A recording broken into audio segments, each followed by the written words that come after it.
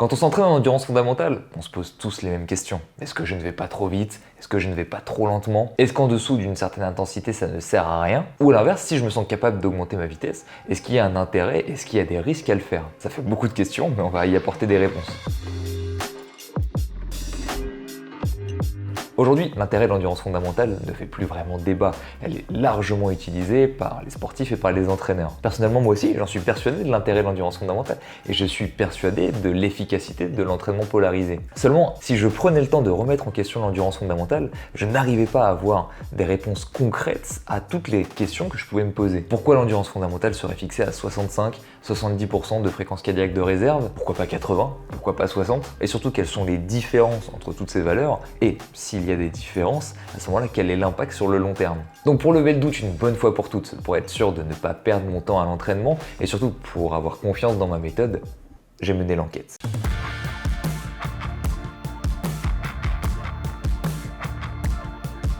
En parcourant différents sites internet, on trouve un peu de tout. Alors pour pouvoir trancher le débat, on va s'improviser historien en méthodologie d'entraînement en sport d'endurance. On va remonter le temps pour essayer de trouver à partir de quelles données scientifiques les premiers entraîneurs qui ont utilisé cette méthode ont pu définir une valeur pour l'endurance fondamentale. Et comme ça fait quand même quelques petites dizaines d'années, on va comparer ces informations avec les données actuelles de la science. D'après mon analyse vraiment d'expert dans le domaine, d'après moi, cette valeur a été fixée en croisant 3 données différentes. Pour créer de l'énergie, notre corps a besoin de plusieurs substrats, dont les glucides et les lipides. D'un côté, pendant l'effort, plus on vient augmenter l'intensité, plus nos muscles vont venir augmenter leur consommation en glucides. Seulement, les stocks de glucides sont quand même relativement limités, ce qui en fait une source d'énergie que l'on veut préserver, soit pour aller plus vite, soit pour tenir plus longtemps. De l'autre côté, en comparaison avec une population non entraînée, on s'est rendu compte que les sportifs d'endurance de haut niveau avaient à l'exercice de meilleures capacités à venir utiliser leurs lipides pour venir créer de l'énergie. Et ça tombe bien parce que les lipides, eh bien, on en a un stock quasiment illimité. Donc à l'époque, bingo, on s'est dit si le corps des sportifs de haut niveau en endurance est adapté pour utiliser plus de lipides, c'est simplement dans le but de venir préserver les stocks de glucides. En vient la déduction suivante. Si on veut que notre corps s'adapte pour utiliser de plus en plus de lipides, on a tout intérêt à s'entraîner à des intensités où justement les lipides sont consommés dans de grandes quantités. Résultat, dans les années 1994 et dans les décennies qui ont suivi, on a réussi à obtenir ce graphique. Il permet de représenter en valeur absolue la consommation de glucides et de lipides pendant l'effort. Alors les valeurs diffèrent beaucoup d'un article à un autre, puis ça dépend du sexe, ça dépend du niveau d'entraînement, ça dépend de ce qu'on a mangé, mais grosso modo, en moyenne, on se rend compte qu'entre 40% et 80% de VO2 max, eh bien, les quantités de lipides utilisées à l'exercice sont soit maximales, soit très proches. Conclusion numéro 1, si à l'époque, l'une des adaptations qui était recherchée grâce à l'endurance fondamentale était l'amélioration de l'utilisation des lipides à l'exercice, à ce moment-là, on avait une première fourchette d'intensité qu'on pouvait utiliser entre 40 et 80% de VO2 max.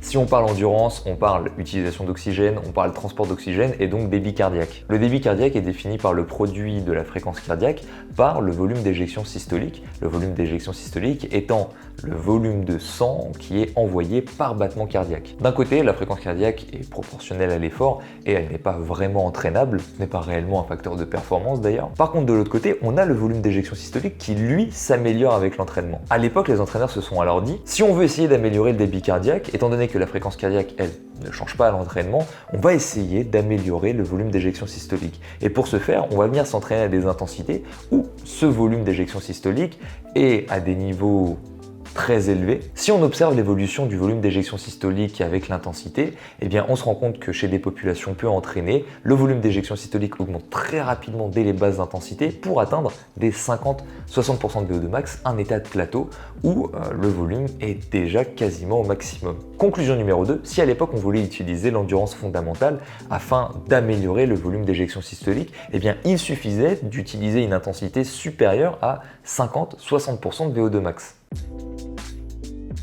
Ce qu'on appelle communément seuil aérobie est une zone d'intensité à partir de laquelle on observe deux choses. 1. Une augmentation accélérée de la ventilation à cause de la nécessité d'expirer plus de CO2. 2. Une élévation significative de la concentration en lactate musculaire au-delà des niveaux de repos. Ces deux marqueurs, à la fois lactique et ventilatoire, ont été observés dès 1960-1970 et elles aussi, en fonction de différentes variables, recouvrent une sacrée fourchette, puisque pour des gens non entraînés, elle peut être aux alentours de 50% de VO2 max, alors que pour des des athlètes entraînés, on peut aller tirer vers 80%. Mais en moyenne, on tombe quand même toujours autour de 60-70% de VO2 max. Avec ces données, on s'est dit, si les variables lactiques et ventilatoires qu'on a sous la main commencent à réellement augmenter à partir de ce seuil, est-ce que ça voudrait pas dire que en dessous de ces intensités-là, en réalité, l'activité physique crée extrêmement peu de fatigue? Et si c'est le cas, cela voudrait dire que toutes les adaptations qui sont stimulables sous cette zone d'intensité-là seraient à vraiment moindre coût. Et ça tombe bien parce que juste avant, on vient de voir que sous cette zone d'intensité-là, eh bien, on peut venir recruter un volume d'éjection systolique maximum et on peut venir recruter une grande quantité de lipides pour créer de l'énergie. Du coup, vous comprenez que c'est pour ça qu'on entend très souvent que l'endurance fondamentale, c'est une intensité à laquelle on doit être en aisance respiratoire parce qu'on est justement sous ce seuil, on est sous le niveau où la respiration commence à s'accélérer du fait qu'on a besoin d'expirer plus de CO2.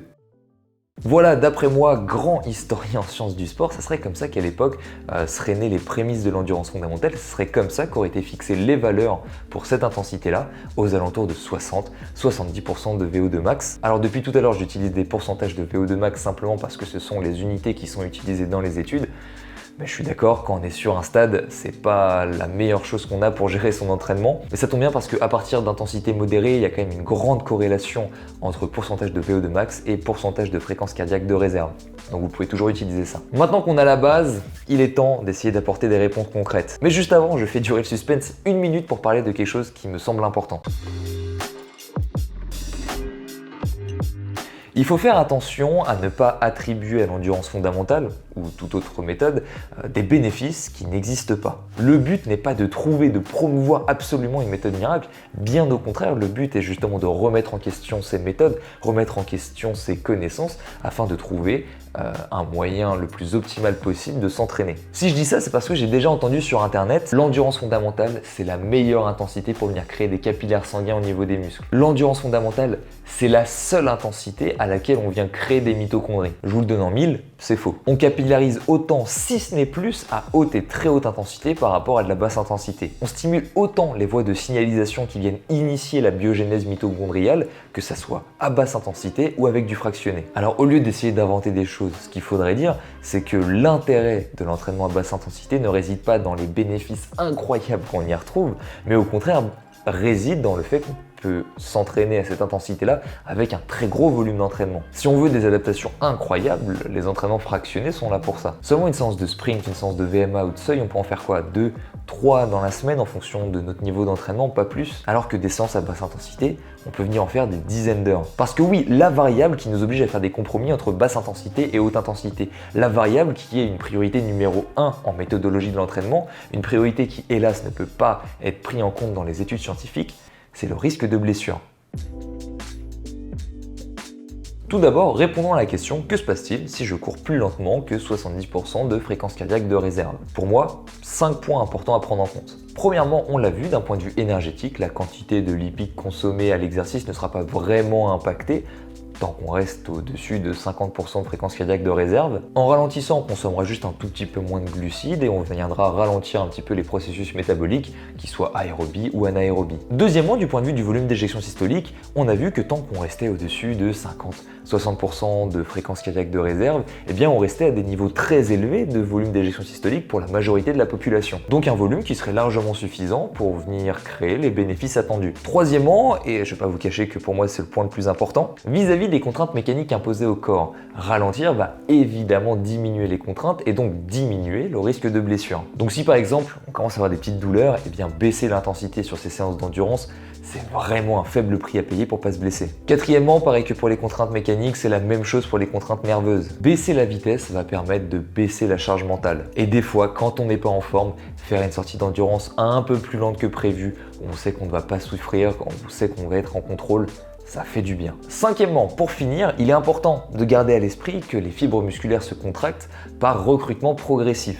Des fibres les plus lentes aux fibres les plus rapides. Donc les fibres musculaires que vous travaillez à basse intensité sont aussi recrutées à haute intensité. Et c'est ce principe-là qui donne tout l'intérêt au volume d'entraînement à basse intensité. Vous créez une base de fibres musculaires ultra entraînées sur laquelle vous allez pouvoir vous appuyer quand vous allez être à des intensités supérieures. Donc n'oubliez jamais que même si vous ralentissez, vous utiliserez toujours les mêmes fibres musculaires qui vous serviront de base à des intensités supérieures. En bref, on voit que diminuer l'intensité sans descendre sous les 50-60% de fréquence cardiaque cardiaque de réserve, eh bien conserve la grande majorité des bénéfices. Personnellement, je trouve que trop de gens se formalisent, trop de gens ont peur de ne pas progresser en n'allant pas assez vite, alors qu'en réalité, baisser l'intensité dans la majorité des cas, c'est la meilleure chose à faire. Donc je préfère insister maintenant, n'ayez pas peur de ralentir. Personnellement, même s'il ne faut pas prendre son exemple pour une généralité, malgré le fait que j'ai à peu près 20 km/h de VMA, eh bien ça m'arrive sur des entraînements où je suis un peu fatigué, et bien d'y aller vraiment tranquille, je suis à 5 minutes 30 du kilomètre, voire un petit peu plus lent, eh bien ça ne me fait absolument pas culpabiliser. Mais du coup, si ce n'est pas si grave de ralentir, est-ce qu'il y a un intérêt, au contraire, à accélérer? Ma réponse va peut-être vous surprendre, mais ma réponse est oui. De la même manière que parfois, ralentir est la meilleure chose à faire, eh bien, dans d'autres contextes, accélérer l'est tout autant. Pour argumenter ce point de vue, on va être équitable, on va aussi le faire en 5 points. Accélérer va augmenter la consommation de glucides et va accélérer l'activité métabolique, aérobie et anaérobie. Apprendre à économiser ses glucides, c'est bien. Mais apprendre à utiliser ces glucides, c'est tout aussi important. On parle énormément de lipides, mais il ne faut pas oublier que sur nos courses, alors à part sur les ultra-distances, eh bien sur nos courses, la majorité de l'énergie provient des glucides. Par exemple, selon les études, sur un marathon, 80 à 100% de l'énergie provient des glucides pendant l'effort. Je pense que le problème, c'est que les gens assimilent sport d'endurance avec aérobie et que les gens opposent glucides à lipides de la même manière qu'ils opposent anaérobie à aérobie. Alors qu'en réalité, si on prend le cas des glucides, ils commencent à être dégradés de manière anaérobie et finissent leur transformation de manière aérobie. Alors oui, vous allez me dire, c'est le rôle des séances intenses d'améliorer l'utilisation des glucides, je suis d'accord. Mais au vu du volume d'entraînement qu'on a à basse intensité, eh bien parfois augmenter un petit peu l'intensité, peut-être que mis bout à bout, petit à petit, sur le long terme, eh bien ça peut avoir un effet positif. Deuxièmement, j'ai dit que le volume d'éjection systolique atteignait un plateau à partir de 40-60% de VO2 max chez la majorité de la population. La majorité de la population, mais en réalité ce n'est pas le cas chez les sportifs élites, principalement chez les coureurs à pied. Chez les élites, le volume d'éjection systolique semble continuer à augmenter au-delà de ces intensités-là,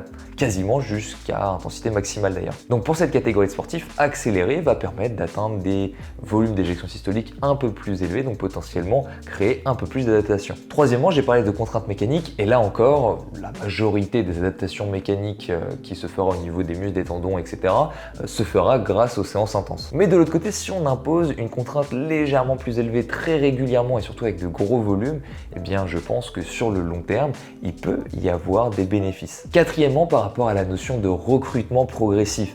Logiquement, plus on va venir augmenter l'intensité, plus on va venir recruter de fibres. Donc si on augmente le nombre de fibres qui sont entraînées avec un gros volume d'entraînement, eh bien on vient élargir la base de fibres musculaires dont on va se servir pour venir soutenir des efforts plus intenses. Cinquièmement, allez, on termine par ça, je sais que vous allez me dire « Oui mais le seuil aérobie, Tristan, imagine on augmente l'intensité et on arrive à ce niveau-là, voire même on le dépasse, c'est la catastrophe !» Le problème c'est qu'à l'époque on pensait qu'en dessous de ce seuil, en réalité il n'y avait pas de fatigue et qu'il y avait de la fatigue qu'au-delà. Alors qu'en réalité c'est faux. Ce seuil aérobie n'a rien à voir avec l'apparition soudaine de fatigue, tout du moins pas une apparition d'une fatigue qui n'aurait pas commencé avant. Mais ça tombe bien parce que je vais en profiter pour revenir sur une croyance qui est extrêmement bien installée dans le monde sportif, celle que les lactates sont un marqueur de la fatigue. Comme au-delà de la zone aérobie on commençait à accumuler des lactates, et bien par association d'idées on a commencé à dire que on commençait aussi à accumuler de la fatigue et donc que l'augmentation des lactates était liée à l'augmentation de la fatigue. Aujourd'hui on le sait pertinemment, les lactates ne sont pas un marqueur de la fatigue et les lactates ne sont pas non plus un marqueur du manque d'oxygène dans la fibre musculaire. Ils sont un marqueur de l'accélération de la dégradation de glucides, c'est tout. En bref, il n'y a pas un seuil à partir duquel on passe du noir au blanc, voilà, c'est juste une augmentation progressive de l'intensité qui vient augmenter progressivement la fatigue, ce qui est juste logique. Au final, si au début de nos recherches sur internet on n'a pas trouvé de valeur précise, c'est plutôt une bonne nouvelle, c'est parce que eh bien, cette valeur précise n'existe pas. On conservera cette zone entre 60-70% de fréquence cardiaque de réserve, et après c'est à vous, en fonction de vos besoins, d'établir la bonne intensité. Je vais conclure en vous disant ça. D'un point de vue théorique, on aurait tous intérêt à accélérer sur nos endurances fondamentales. Mais ça, c'est théoriquement, parce que dans la vraie vie, il y a une variable qui, je vous l'ai dit, n'est pas prise en compte dans les recherches scientifiques, c'est le risque de blessure. Si on vivait dans un monde sans risque de blessure et sans fatigue nerveuse, croyez-moi, j'essaierai de battre mon record sur 10 km à chaque séance. Sur son endurance fondamentale, vouloir accélérer un petit peu pour avoir un tout petit peu plus de bénéfices, c'est bien. Mais c'est prendre le risque de ne pas être assez reposé pour réussir à valider ces séances intenses, et surtout c'est augmenter grandement le risque de blessure. Je pense que dans la course à pied, on ne compte plus le nombre de personnes qui se sont blessées en voulant courir trop vite sur leur endurance fondamentale. Je le répète une dernière fois, il vaut mieux courir trop doucement en endurance fondamentale et ne jamais se blesser que prendre le risque d'accélérer un tout petit peu et d'enchaîner blessure sur blessure. Je préfère le répéter plein de fois sur la vidéo parce que je vous vois venir, mais alors gros comme une maison. Maintenant que je vous ai donné des arguments pour accélérer sur vos endurances fondamentales,